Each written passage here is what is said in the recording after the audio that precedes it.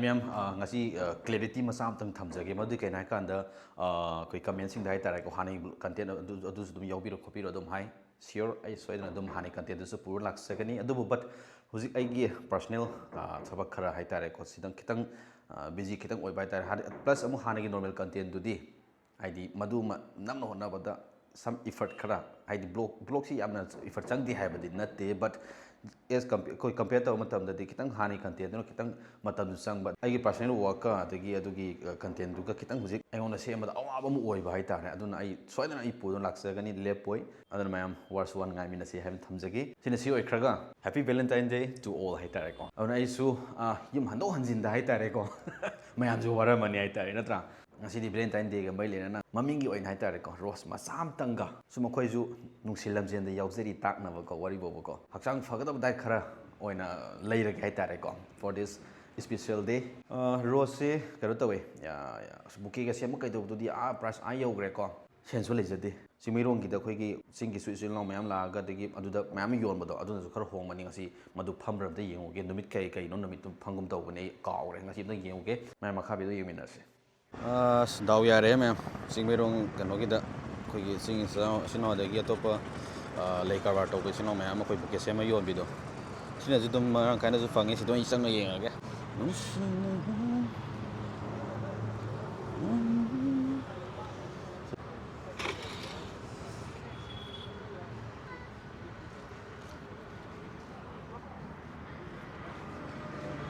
तो कैसी क्या होते हैं ना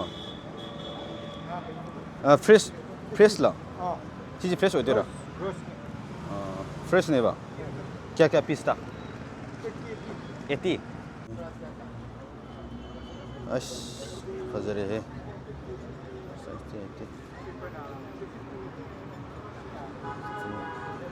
बुकिंग ले रहे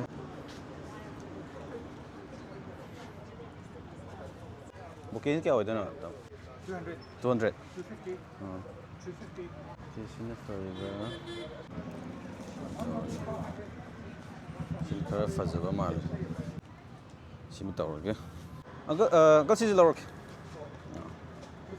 250 ko online yai ko fresh roast di ka daroni dum wala mangra ni na faza di yawe si oin tawre fazare lawre ina sina na sharing ngai pakhang sai ori ngai di so puthok pidra bane ha tare koi balang boy ro simba any event ma lak pa kan sa yaw tra bai tare ado pusi ko na valentine mane ha tare sing na thamai sing na pusi valentine yauza ba ha tare especially for her hojik kari wali he matam da simirong line to hale ya koi gi thaira kai gi mam yon ba koi sida uv fresh yam phang mani le yeng age yon ba hore si sai di mai yam sau choi fa zain kya no ta hang ge tau maman ngang na jin pa na di khar nongai ni to do ko se sumarang kai di le re ai lâu xí ge di se le sai di ge nung si nuon phang na badar kas amma Kage dikhali sathe akide phawla ko saya so le adon da halu jira nei ba sia ti ya ke jaga pizza no kasi pogi da ina le bu de dong khang nge si ja pizza no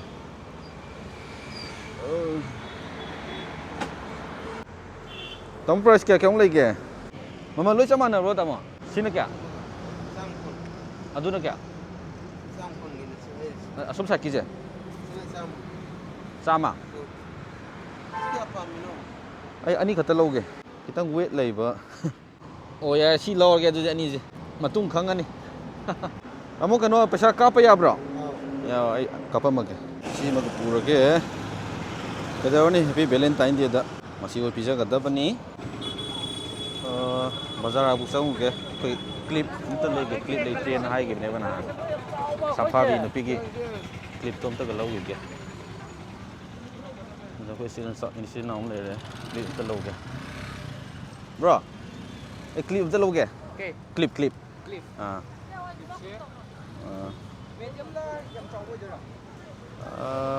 đúng yên cái này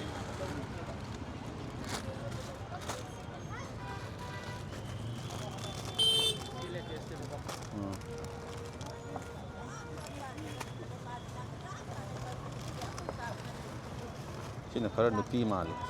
Design yawe, sina yawe dabi dako. Kya within the procedure ki kano je matte color je. Matte je si 40 ole. 40 ko. Sina 30 ole bako. Pair 50. Duga. Chi tau ke bro. Chi je ama lo ke bako. Adagi ka pa yai ko. Ama Color se kam tau si kya. se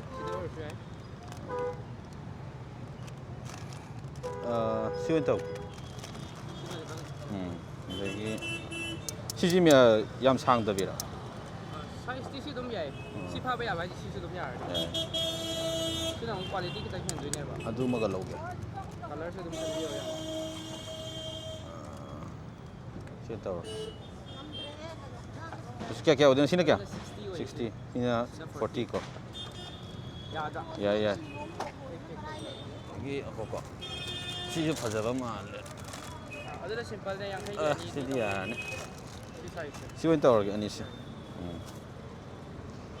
अब दी क्या साम तार बा वही brother नुफियम थे न रहता है को याम टीम पर है समाइना 150 cái yod mane ba. Thank you.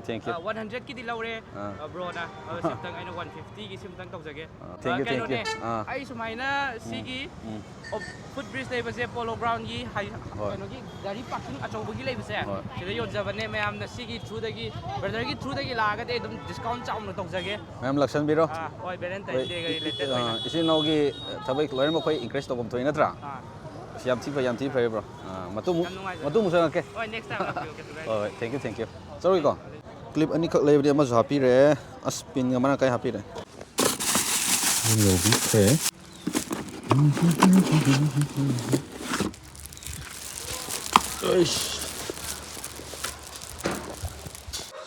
Hi. Yeah. Ladies, Happy Valentine Day. Saya ingat itu semua open atre. Saya kan sudah pilih kan yang ada. Saya nak hamba ni loh. Tapi sih nak bagi dah. Saya kya anu. Teri. 7-8. Teri di panu sih nara pada ni. Valentine dah lagi kamu je. Saya nak hamba ni. Kalau ni soal paksa waktu apa? Tapi sih nak bagi dah nak terang. Saya kaya dulu raya. Simirong deh.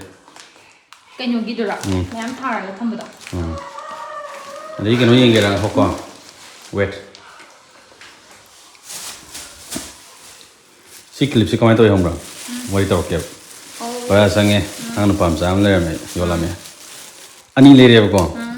Aina bro, as yam nungai sai to noi video kan to ko si khot pa sen hai re.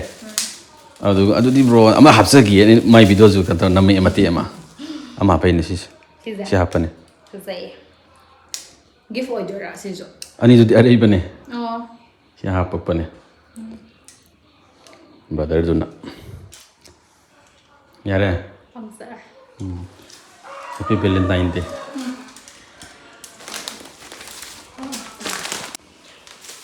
Sa tirage lam. Tiro lam, samti lam. Sa yun na nga. Nang dangar dahil sa hapon na lang ba ni?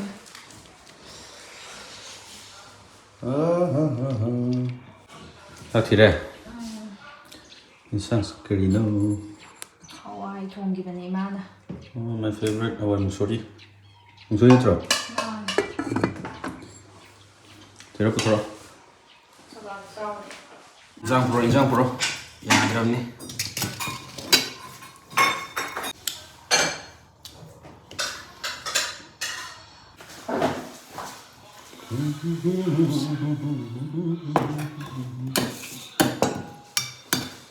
Tahu tu deh.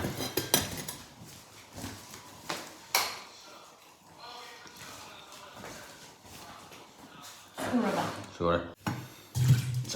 Sao. Rồi. Hầu rồi. Không gạt được thâu lệ. Không ta ra.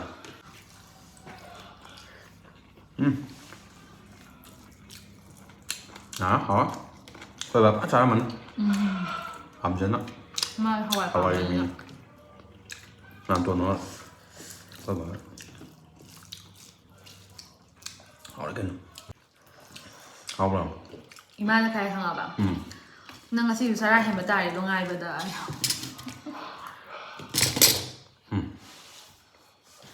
살아. 짱다 살로. 알아? 가봐 이게 안 왔대. 너무 바이고기 하이비 비스. 하와이 không ăn rồi đó. hả Hawaii đó. ngồi nè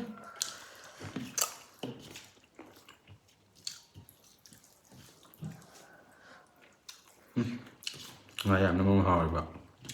Kuya gì đó. rồi không sao đó nó không được ạ Khá tốt này không ăn.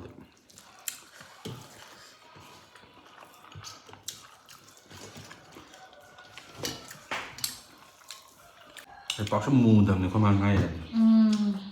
Mấy đi ai được vậy? Mấy sát đẹp vậy?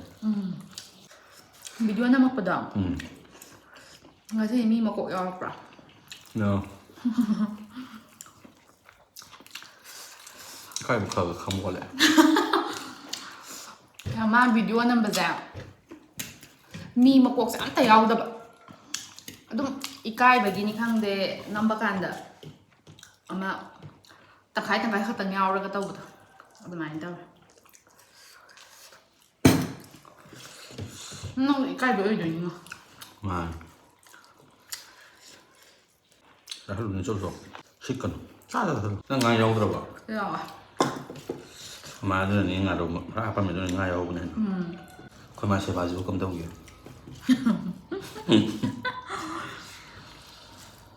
cá tàu rồi này bác phải bị ơi tiền thế đâu và bên ngang số nôm bạn coi mà biết đầu điều gì bây giờ giúp kia rồi rest sẽ lấy mà 미나가 되냐 한브라 베드레스 떠올래봐 컸다자 아스난디 타박 수레 컸트레 농아라마니 포타레라바니 하이드라 아도 마사다 토부미 갔다나 강니바지스 야 와게스 학장 보긴 했다봐 와칼다기 까리레이 브라 wakal luar di lain lalu nak tu ni dunia wakal di Eropa kan adagi hipalereba니나 90% lainagi Eropa mesti stress ni 농당 tumba yadaba tumba yada 하가 폰은 그가 yengasunya yang 만나나네 봐 이디 마음이 왜 뽕칼리지 너무 yeng가 레비도 아셈바이냐 tumba yadiba 근데 뭐 그렇게 땅 왔다 sama ni semua ada 짬바 English dulu lah 그래? English dulu 롤라카나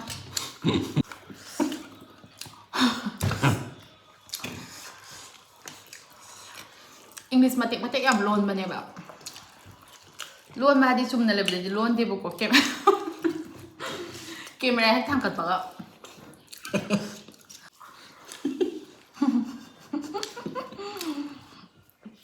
luanกันนะluanมาdiโอ้ยรวยดีนั่งดู lại có tầm này dụ thuốc rồi đấy cả cắn người đấy 합자로는 và phải sao một ối ngầm mông thôi rồi 합자로는 한 게 아마도 돼. English dong simple is the best not spicy is the best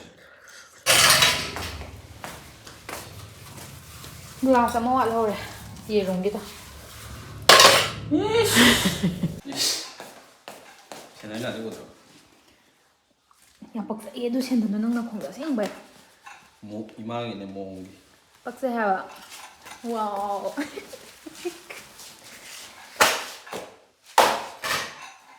Thằng tuổi rồi. Thật dày ngó. Thích nó lại làm gì đi.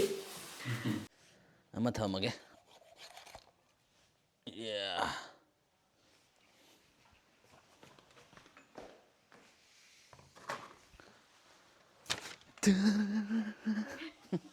con mới thả cái tông này dù bị một khổ tua kìa thôi ngã này đi sáng nay bên đây không sợ lên này sâu làng án thang gì dụ cái nồi lên mà sang để tàu đấy sắm đây mình rồi với được 시기 거의 시기 유비자. 시기 뭐 탁시다 그냥. 밤비세 오이들어가지고 시대끼라 그만도. 과 시행어. 그냥 과야 또 과. đấy đó sáng mà rồi 그뭐 그래. ꯖꯃꯥꯒ ꯂꯩꯔꯦ ꯁꯤꯗꯁꯨ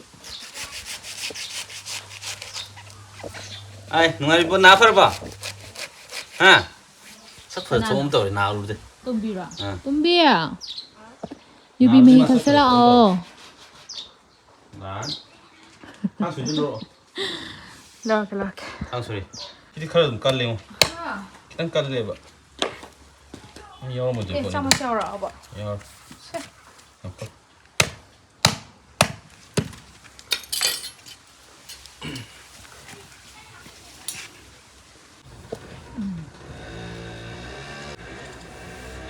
불러라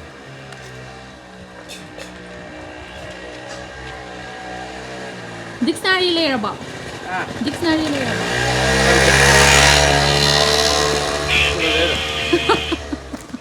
Ini jangan kalian lagi. Udah ini lau aja.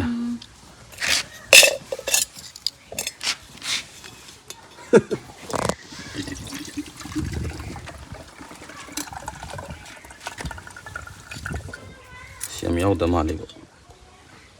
Kiam di. 이게 그다. Kayaknya siam ini kan teh. Dah udah kanjel le. 유비살 Bisa hari. Kalau kata tahu guys. Kalau bisa keren nih. 호떡 아니야? Oh, 예. best mau sih deh. 처음에는 하우브라. Bagian deh. 얘기 부르면 센다.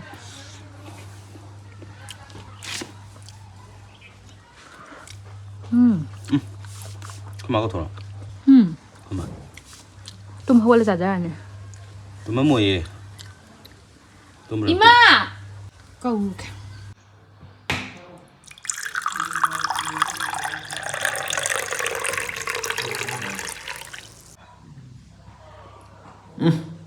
톰자.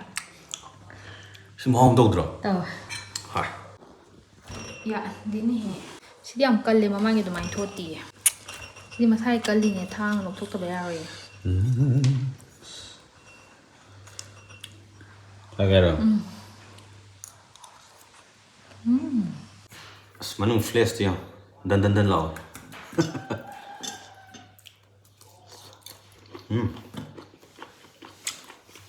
Wah.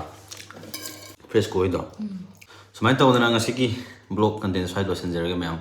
Hani content itu dum lak ni ko. Ujiki oina adu content itu kasi ema ko matam ingon kitang karo oiri bako. Kau le hai tar hani dum lak ni memang. Ngasih di blog matai dosen jadi. 라이 땅 칼레이버니나. Nong like katam khale ibu kan ujik se adu nani. Memang moro biroi. Ngasih matai dosen jadi. Bye.